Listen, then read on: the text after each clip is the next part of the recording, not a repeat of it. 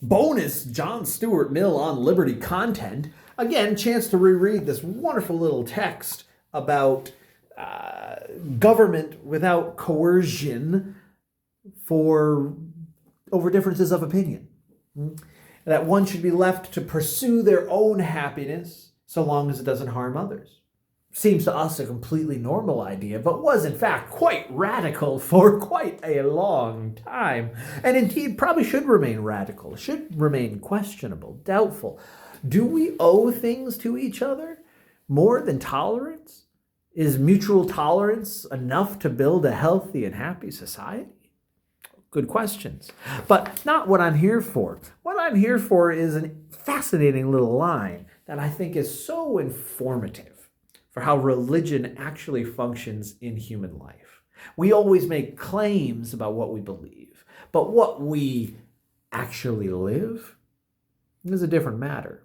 Often reveals what we really think. This is what Mill has to say. The maxims of the New Testament.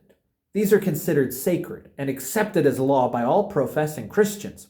Yet it is scarcely too much to say that not one Christian in 1,000 guides or tests his individual conduct by reference to those laws. The standard to which he does refer is custom of his nation, of his class, of his religious profession. He has thus, on the one hand, a collection of ethical maxims which he believes to have been vouchsafed to him by an infallible wisdom as rules for his government. He's talking about the Sermon on the Mount, loving your enemy, do good to those who persecute you, loan without asking for more.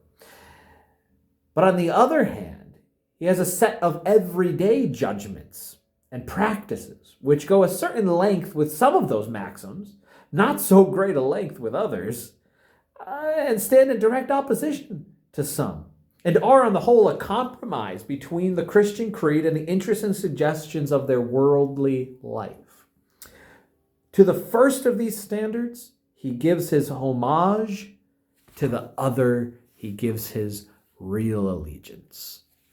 So when judged by your action, Mill would ask us to wonder, where is your real allegiance lying?